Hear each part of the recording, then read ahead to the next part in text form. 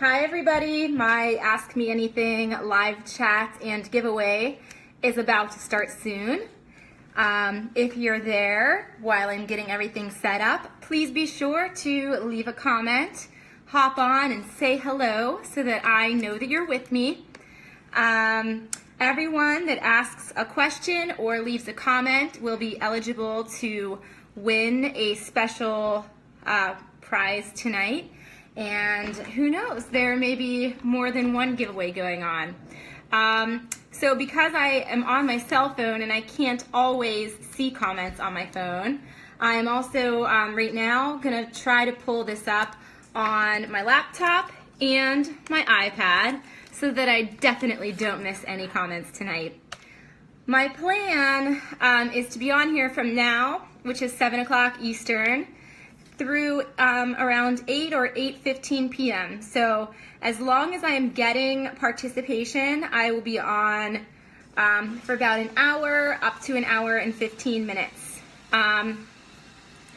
Advance warning, I am actually not at my house, so it might not be my usual dogs interfering. Well, 2 of them are with me. I'm house sitting and dog sitting for my parents, and so my Doberman is back at my house, but my little mini pincher Chihuahua mix and my pug are with me. And then my parents have 2 dogs, an Airedale Terrier and a pug mix. So you may hear 4 dogs instead of 3 in the background, but no cats here. So I guess it kind of evens out. Okay, so I pulled the chat up on my Facebook. I'm just gonna wait for some of you to hop on there. Going to try to also pull it up on my iPad again, just to be sure that I don't miss any comments. It is crucial that if I'm going to be sitting here for an hour, or even an hour and 15 minutes perhaps, that I do get some participation. So please, I will talk about basically anything. So when I say ask me anything, I mean pretty much ask me anything. I will answer just about anything, maybe not everything, but I will answer as many questions as possible as long as they're reasonable and respectful. Okay, I don't know if I'm going to be able to pull this up on my iPad, but I am able to see the comments on my laptop. I'm just going to have to keep refreshing. While I wait for a couple more people to hop on, I'm going to try to get on my iPad also. Let me see if I can do that. I don't know if my iPad knows if it connects to the Wi-Fi here, and I can't remember my parents' password, so probably just gonna have to do it on my phone and laptop, which will be good. So hi Sue, I see that you said hello. Sue, I want to give a shout out to because she's always such a great supporter. Sue is so sweet. She donated money to my breast cancer walk that I did, and always posting stuff for me and liking stuff and commenting on stuff, and I really appreciate it, you know. Sue is an example of somebody who I've never met in real life, but I consider you a friend, Sue, and I'm not always great at responding to comments and messages and things, but I do want you to know that I see all of it, I appreciate all of it, and I think it's wonderful, and I'm very grateful for your support and your Facebook friendship. So I see that there's people on, so if anybody wants to start, you know, go ahead and post the first question. In the meantime, let me get up for 1 second so I can go grab the one prize for the giveaway. I just want to make sure I can show it to you, and I forgot to grab it, so hold on. If you sign on and I'm not here, I will be right back. 1 second.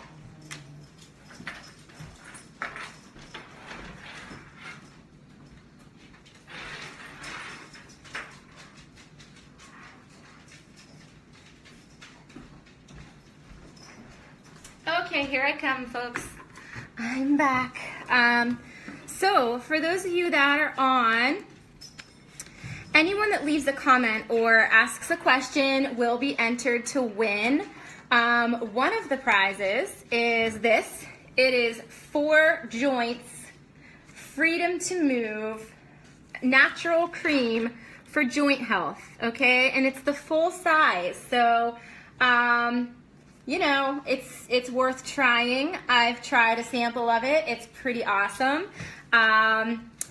You know, I'm partial to using all these kinds of topical treatments, and anything that's natural to me, I like even better. So anyone that leaves a question or comment will be entered to win this. It is the 4 Joints topical natural joint relief cream. Okay, I'll read you guys the back of it just while I wait for the first questions. This says that 10 years of research and development supported by clinical trials in the USA, Australia, and New Zealand went into making this. It's for external use only, and more information can be found at 4joints.com, spelled out like number 4, and then joints with a Z instead of an S, .com. This was a sample sent to me by the manufacturer. So the company actually sent this to me. They sent me multiple bottles. I used one, and so I wanted to share with you guys. So this is one of the prizes we will be giving away tonight, and this is the full-size bottle. I don't see how many ounces it is, but you can tell it's pretty big. So people that leave comments or questions, you will be entered to win this. One of the other prizes is a copy of my book, Sick Idiot. So if you haven't read my humorous health memoir yet, if you ask a question tonight, you will be entered to win a copy of Sick Idiot. I will also give away copies of my other 2 books. So I will give away a copy of Chronically Positive and a copy of To Exist. So that's prizes 1, 2, and 3. The last prize will be 10 sample size packs of Deep Blue Rub. I don't have the sample sizes with me at the moment, but this is the Deep Blue Rub. I sell it, I use it, I love it, I adore it, I swear by it. This is the large size, but one lucky winner, in addition to the other 3 lucky winners, will win a little box of 10 sample size packets of the Deep Blue Rub. However, just tuning in isn't enough. You have to leave a question or a comment to be eligible to win one of these fabulous prizes. This is not a filter, by the way. That's a real flower, and I purposefully left it in the shot because I thought it added a little bit of cheer. I got my mom flowers for Mother's Day, and then I realized she was going out of town and not able to enjoy them, so here they are. We can enjoy them. Okay, let's see if I got some questions. Oh, you're welcome, Sue. And Gina. Okay, Gina said, if you don't mind me sharing, I mean, you left the comment publicly, so I assume it's okay. Gina said, I just found out I have nodules in my thyroid. I'm going to get a biopsy in them to see if it's cancer. Is this RA related? Good question, Gina. Interestingly enough, I went through this myself last year. I was told it probably was thyroid cancer, and it ended up luckily not being that. I have several nodules in my thyroid. The odd part was my thyroid labs were always normal. They were never abnormal, and so it was kind of vague because usually with the autoimmune thyroiditis or other autoimmune thyroid conditions, your labs will be off. But my labs were never off, just my thyroid had a bunch of nodules. So they showed up in ultrasounds and scans and everything. I got it, the one biopsied. It came back with follicular lesions of indeterminate significance. And they did a repeat biopsy, and it also looked suspicious. And so I actually had a surgery scheduled to have my thyroid removed, both sides of my thyroid, and really that's the best way for them to tell if it is a form of thyroid cancer or not. So I had the surgery scheduled, I met with the surgeon, I was actually going to do it, and I read about a test you can have done. It's called a molecular study, and it's very, very accurate, and they can use the aspirations that they already took from the biopsies and use those to test instead of doing the surgery. Some insurance companies will not cover this procedure. Mine didn't. However, little known fact, there is a patient assistance program that almost every patient qualifies for. You just have to know about it if it's the same molecular study. And I can try to find that information and give it to you. it's probably better than having to undergo thyroid surgery, because having your whole thyroid removed, while incredibly common, can also cause some problems down the road. And you want to keep as much of your organs in your body as possible. So if you want me to give you the info on the molecular study and the patient assistance program called Compass that comes along with it, let me know. It's somewhat income-based, but they told me that almost every single patient qualifies to have all or most of it paid for. And I was lucky enough to be one of those people. So you'll still have to get the biopsy, but if the biopsy is even remotely inconclusive, the molecular study is a much less invasive and much less stressful way to go than undergoing the thyroid surgery. As to your question of whether or not it is RA related, I will say this: I'm not a doctor, nurse, or medical professional, but sometimes autoimmune and inflammatory conditions are somewhat related. Maybe doctors and researchers don't know why or how, but yes, there is a link between thyroid disease and rheumatoid arthritis. What exactly that link is and how linked they are and what mechanisms link them is unclear. But it is sort of common that people that have RA also have thyroid problems. Why? I don't know. But that is, something that you can discuss with your rheumatologist and your endocrinologist. If it's autoimmune, then, they say that there's really no evidence that autoimmune diseases come in 2s or 3s, but in my experience and just with qualitative data and seeing what people are saying, it seems like they are linked, and it seems like they do come in multiples. So it may or may not be related to your RA. If it's autoimmune, it really could be, but again, it's hard to say. That's part of what we're doing at the autoimmune registry. So if you've seen me share links to or post about the autoimmune registry, part of what we're doing is trying to see how these diseases are related. And when I say these diseases, I mean all the autoimmune diseases, and how they're related, why they're related, who they're affecting, what the prevalence is, and try to get some more research going on that. So if you haven't already signed up for the autoimmune registry, please do. It's safe, easy, and secure. It's free. It's pretty much anonymous data that we just want to know for demographic purposes and for research purposes. So you can sign up for that. It's free. You can donate to the cause. We would take even a $5 donation. Anything helps. It is a 501c3 nonprofit. But yeah, so that's part of what we're doing, is trying to figure out, are certain diseases linked? And that's a great example, RA and thyroid. So good luck on your biopsy. Keep us posted. I will be honest, the biopsy is not pleasant. It's certainly not the most painful thing I've been through. I've been through worse. But it is not pleasant. It does hurt a little bit, and you'll probably feel a little bit crappy afterwards, maybe have a sore throat. That's pretty common. But some Tylenol or ibuprofen and an ice pack will do you wonders that night. Maybe some nice herbal tea. Okay, next question. Sorry about my dogs in the background over there. And I hope my answer helped, by the way. Good luck. Well, I don't really see any other questions. Am I missing them? Are you guys being shy tonight? The way this is set up is so frustrating because, like I said, I don't always see the questions live, and that makes it really hard to do these live chats. It didn't used to be like this. When I first started using these Facebook chats, it wasn't like this. I was able to see everything live, and now there's a delay and I don't always see stuff. You're welcome, Kim. I'm sorry, you're welcome, Rudy. Rudy said, hello, Ashley. Thanks for the help in giving info on RA.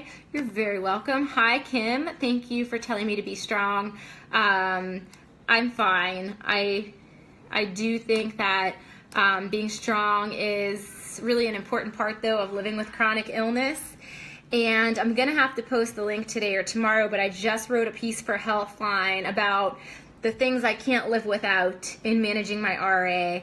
And one of them I said was an inner strength and an inner grace and grit and fortitude, because I think you have to be strong of heart and strong of mind to be able to navigate a life of illness.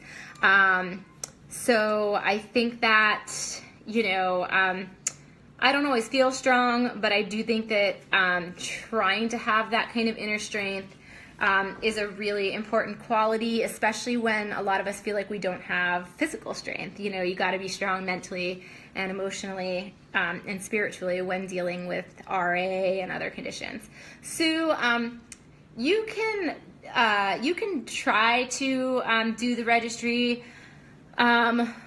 Right now, I think it is only set up for U.S. residents, but that's probably going to change in the future. So if you want to try to do it and see if it will let you complete the survey, please go ahead and do so.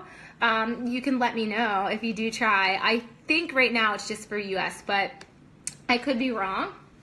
Hold on, I'm parched. My mom left me some of her homemade iced tea before she went away on her trip, and I love it. My mom and my Nana both make the most awesome iced tea, and I did not inherit that. Mine never turns out as good as theirs. So, while I wait for some more questions, I'll just talk about something real quick that I've been thinking about. So, it's lately, for better or for worse, I've been kind of getting a taste of what other people feel like in the sense of watching someone they love be sick or in pain. I think a lot of times we as patients forget how our sickness and our pain and our, illness or disability affects those around us, how it affects our loved ones. I try to be really hyper aware of that and really cognizant of that. And I'm very grateful for the people around me, my husband and my parents and my friends. And I've actually done a couple media interviews recently. I'm not sure when or if they will see the light of day, but both of them were about, the relationship with my husband and how has finding love, helped me cope with my symptoms, and what is it like to have a husband / caregiver and things like that. So that really made me think about it. And I think it's important for both sides of the equation, so the patient and the patient's loved ones, to have respect for each other and just be mindful of one another's feelings because, yes, it's harder on us because we're the ones that are sick, but it's hard on them too. And so lately I've been thinking a lot about that, but I've also unfortunately kind of gotten to feel, what it might feel like to them to witness someone they love constantly being sick or in pain, day in and day out. So just recently, my husband was on American Ninja Warrior. He did great, but naturally he was a little sore and beat up afterwards. And I just felt helpless. I wanted to help him feel better. And there was nothing I could do or say that really could make him feel better. And I didn't want to over suggest things because I know when I'm hurting, it's kind of annoying sometimes to have a million people suggesting a million different remedies to me. But it was frustrating because I knew he was in pain, but I didn't know what I could do. There was nothing I could do. And he actually said to me, "I'm really hurting, but you're the last person I should be complaining to." And I thought about it for a second, and a lot of patients with chronic pain would have agreed with him there, but I actually didn't. I have a different mindset with that stuff, and my thought is that, he doesn't complain a lot about stuff, and so he has every right to complain. If you would have seen the physical challenges that he had to go through and just, it took a toll on his body, and granted he was by choice participated in this competition, so it's obviously really different. It doesn't diminish his pain, and just because he's not in pain every day doesn't mean that he doesn't have a right to complain if he's hurting. And I think sometimes we as patients feel that we have a monopoly on pain just because we're in chronic pain, and I don't think we do. I don't think we have a monopoly on pain. I think that people experience their own levels of pain, and maybe they are complaining about something that you are like, that's nothing, I deal with XYZ on a daily basis. But That's not really for us to compare. It's not a competition, and I told him that. I said, babe, you know, pain is not a competition, and if you want to complain to anybody, complain to me, because I understand. Like, I understand what it's like to be hurting and to feel betrayed by your own body and to feel helpless that, you know, nothing's helping you feel better. And, you know, yes, I know that my pain probably won't ever go away and his will, but that doesn't mean that his pain isn't worth discussing or acknowledging, you know? But it just made me feel bad that I couldn't help him feel better. Luckily, he is, you know, feeling better now, because he has a normal person's body that heals itself and doesn't fight itself like mine does. But, you know, it hurt to see him hurting. And I've had similar things happen recently, too, where it's like, wow, like I can't imagine how he feels every day watching me suffer, or how my parents and grandparents and friends and family felt for years and still feel watching me suffer every day. You know, my grandma's both of my grandmas deal with a lot of pain every day. And my one grandma's really been suffering lately, and it hurts me to see and hear her hurting, you know, and I have other family members dealing with illnesses and pain and new diagnoses, and that just breaks my heart. I don't want anybody to be sick, and I don't want anybody to be hurting, especially people that I love and care about very much. And I actually had a taste of it too, twice in the past few weeks with my dogs, because my one little guy, I don't know where he is right now, but the 6.8 pound mini pincher Chihuahua mix hurt his leg, and it was just a soft tissue injury, but he was hobbling around, and I just felt bad that like I couldn't help him. But luckily he seemed to like tolerate it pretty well and was fine.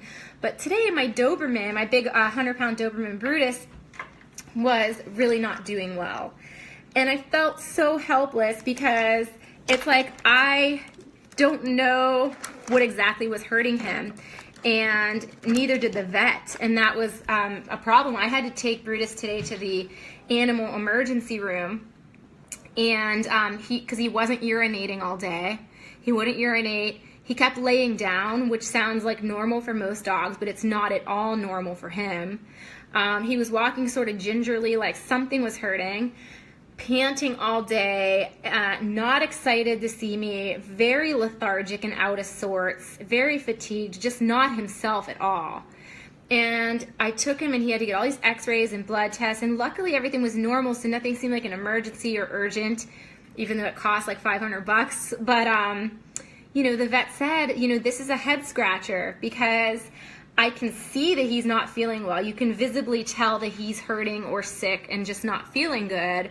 But, you know, I don't know what's wrong with him. And that's so sad, and it breaks my heart. I'm glad it was not anything like, you know, they were concerned that he had a urinary tract blockage, or bladder or kidney stones, or, you know, something of that nature. And it didn't look to be anything like that. But, you know, it kind of sucks that we don't know what's wrong with him. And I guess my whole point here is it's hard being on the other side of it and watching someone you love, whether they're a dog or a human, watching them suffer and just feeling so bad that you can't do anything. And so it's, you know, we as patients always expect empathy, but I think we also need to have a certain level of empathy for those around us, because it does take a toll watching people you love be hurting or sick. And so I think the empathy goes both ways, and I just wanted to mention that. You know, we're tough and we're troopers, and we deal with a lot of pain and a lot of sickness, but we're not the only ones. You know, just because someone else's issues might be acute and ours are chronic doesn't necessarily mean ours takes any kind of precedence over theirs. And I think we just need to remember that, you know. Yeah, people complain about dumb stuff all the time, like, you know, a hangnail or a little cold, and it's like, okay, yeah, I get it.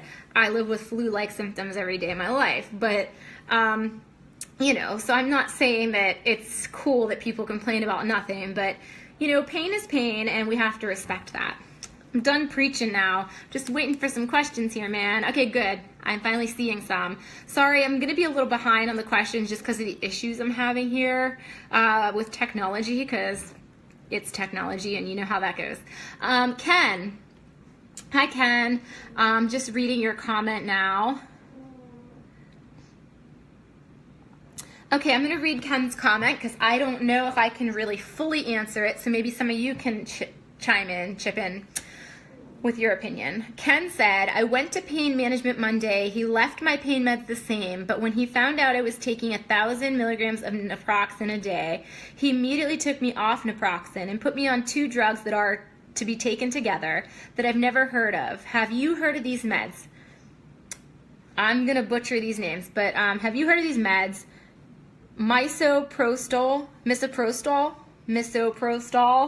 I don't know, misoprostol, 200 micrograms, and diclofenac, diclofenac, 200 micrograms 2 times per day. Have you ever heard of these drugs? What is your opinion? Nope, I've never heard of them. Let me Google real quick to see if maybe there's another name for them that I might have heard of. In the meantime, if anyone else has heard of these drugs, please let me know. Oh, so the first one with the M is also known as Cytotec. And it's Cytotec. It's a hormone that can prevent stomach ulcers caused by NSAIDs. It's also known as Mycedel and a couple of other. It's really weird that it's being used for pain management because it's sometimes used to perform abortions. That's weird. So yeah, it's a hormone. So it sounds like, Ken, your doctor gave you the misoprostol. Here, wait, let's see how to pronounce it. Let's see. Misoprostol. Misoprostol, is that the one? Ken, so that one is a hormone. It helps prevent stomach ulcers. So yes, it's used for other reasons, but the reason that he probably gave it to you is because naproxen and some of these other drugs can cause stomach ulcers. So he's probably giving you that to stave off stomach ulcers so that you don't get them. Because as you guys probably know, the overuse of NSAIDs, non-steroidal anti-inflammatory drugs, can cause stomach upset, stomach ulcers, lots of intestinal problems. And I want to say the other one that you said, diclofenac or something, is it's an NSAID, a non-steroidal anti-inflammatory drug. Okay, so it's also known as Voltaren, Cambia, Solaraze, yeah. So I've heard of Solaraze and Voltaren. Voltaren, I thought, usually was used as a topical agent, but it may come in pill or injection form. And I do know with this particular drug, let me double check because I don't want to give you misinformation. Yeah, it says to avoid alcohol with this drug. I don't know if you drink at all, but it says very serious interactions can occur. So yeah, a lot of meds say don't really drink on them, but it's kind of like a suggestion. It's not like a huge ordeal, but certain meds, it's really bad. So this one is really bad to drink alcohol on.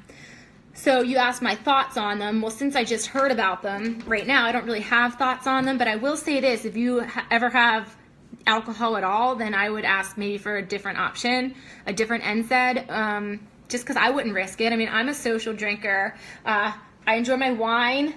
So does my mom. I'm at her house, and I'm going to probably raid her wine rack later and steal one of her bottles of wine. No, I'm kidding, baby. I don't know. But yeah, I mean, I'm a social drinker. I like to go have a glass of wine or gluten-free beer now and then. So I'm always really hesitant if a medication says that you absolutely cannot drink on it. I'm a reasonable person. I know that I'm probably still going to have a drink here and there, and I just wouldn't want to risk anything bad happening. So I usually try to find another alternative. You know, of course, if that drug is the only option, then by all means take it. And if you never drink alcohol, then by all means take it. But I personally just don't know enough about them to really say much. But I will say that, you know, in my personal opinion, NSAIDs are a better option than opiates. So if you can get by on non-narcotic, non-opioid NSAIDs to manage your pain and other ways to manage your pain, then then I'm all for that. I think that's great, because these two drugs that you mentioned, Ken, are not addictive. At least they don't seem like they would be addictive. So, you know, I think that's a very good thing. And I think that if your doctor wants you to try them, maybe you should try them. And I think it's really smart that he gave you the one for the stomach ulcers, because naproxen is known to be very, very harsh on your stomach and your GI tract. So that's probably a good move. Yeah, 1,000 milligrams of naproxen is a lot, and that really could destroy your stomach. So it's probably good you got off that. But again, got to do the little disclaimer here, guys. I am not a medical doctor. I am not a registered nurse or any kind of nurse, actually. My only certification is in nutrition and health coaching. My knowledge just comes from being a medical writer, and reading a lot of medical research, and being a professional patient. I pretty much am at doctor's offices full time and dealing with health related stuff full time. So that is where my knowledge is from. Okay, let's see. Trying to get to other questions and comments here. As much as technology is going to let me. Oh, okay, Sue. Yeah, Sue said the one medication I said, diclofenac, whatever. I'm not good at pronouncing stuff. She said it is an anti-inflammatory. Hi, Sharon. Again, apologies, guys, if these are out of order, but I'm trying to get to all of them, and I will see them when I see them. Okay. Hi, Sharon. Sharon said, hi, Ashley. I have RA and thyroid issues, trying to get healthier and lose weight. She's on Enbrel and methotrexate to control RA. Major complaint is fatigue, never quits. Okay. Sharon is asking, what supplements do I recommend for general better health and more energy? Well, first of all, Sharon, great name. Sharon's my mom's name, so I have to give a shout out there. Okay, so supplements. This is somewhere where I can give personal recommendations. These are all my personal preferences. Like I just said, not a doctor, so always check with your doctor. But, okay, so B12 for energy, definitely B12. If you can get injectable B12 from your doctor, then injectable B12 is good, or sublingual B12, because just regular B12 isn't always absorbed easily. So definitely B12. I personally really like a vitamin system called Tespo vitamins. It's not that expensive, and they call it the Keurig of vitamins, and it's a little vitamin dispenser that you sit on your counter, and it has these pods you put in, and you can take them daily or, you know, whenever you want, and it turns the pods into like liquid vitamins. There's powder in it. It's like a smart machine, and it knows what day you're on, and you can get different formularies. Like I do the women's multivitamin, and then there's a special one for energy and focus that I love. So if you want more info about Tespo, let me know. I don't sell it, but I am sort of like a brand ambassador for them, and I would be happy to refer you and help you get hooked up. You can either rent a Tespo machine for $5 a month, like literally just $5 a month, and then each pod is around $20, maybe $30. But you can use them as frequently as you'd like, so they can last a month, they can last longer than a month. Or if you want to buy the machine, I think the pods are a little cheaper that way. I just bought it. It was, I think, $100, but I have a coupon that I can try to give you if I can find it. Yeah, I'll try to post these links later to Tespo. Another thing I like are Monk aromatherapy pens. They look like the little vape pens or e-cigs, but they're not. There's nothing toxic or like dangerous in them. It's actually just vaporized essential oils, kind of like compressed air. They call it therapeutic air. There's no carcinogens or tobacco or smoke or toxins, and they have a formulation they have one for energy and one for focus as well, and then there's one to help you sleep better, which is important. So also, I don't sell them, but I am a brand ambassador for them. So same thing as the Tespo. If you want to learn more about Monk, let me know. I'm a huge fan of essential oils in general. I use and sell doTERRA essential oils. There are some of those that are great for energy. Certain blends help kind of wake you up and I can kind of consult with you one-on-one if you're interested in learning more about doTERRA. As far as other oral supplements go, yeah, the B12 is a big one. Iron and folic acid are huge. A lot of people are anemic without even knowing it. Sometimes you can be anemic without your labs really showing up positive for anemia, and a lot of folks don't know that there are different types of anemia. So you can have pernicious anemia, which is a B12 anemia, when you're deficient in B12. You can have iron anemia, which is probably the most common. It deals with iron and ferritin in your red blood cells. There's another type of anemia that relates to folic acid.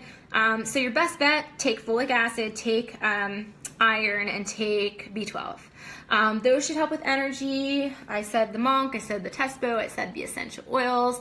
I love green tea. What else? I think that warm lemon water in the morning is great before you have your coffee, before you have your breakfast. It kind of like cleanses your system and gives you a little boost. But fatigue is a huge problem for me too. So, you know, I think maybe a combination of these things helps me, but I haven't had one magic supplement to really help the fatigue. There is a supplement I'm obsessed with that I talk about all the time. I don't sell it. I'm not a product ambassador for it. I'm not being paid to promote it or anything, but I love it. It's called Baluch lumbrokinase, and this doctor in Washington, D.C., or well, right outside of Washington, D.C., he's a rheumatologist, you know, an M.D., he's a medical doctor, but he takes a translational approach, which is kind of a whole body, natural, holistic first approach. He does prescribe medications. He's not against medications, but he kind of just takes that approach first. He's wonderful. He's part of the translational medicine group of Maryland. In fact, he's the main guy there. And he used to work with the NIH, and I think he went to Yale Medical School and used to be on the national board of the Arthritis Foundation, so he knows what's up.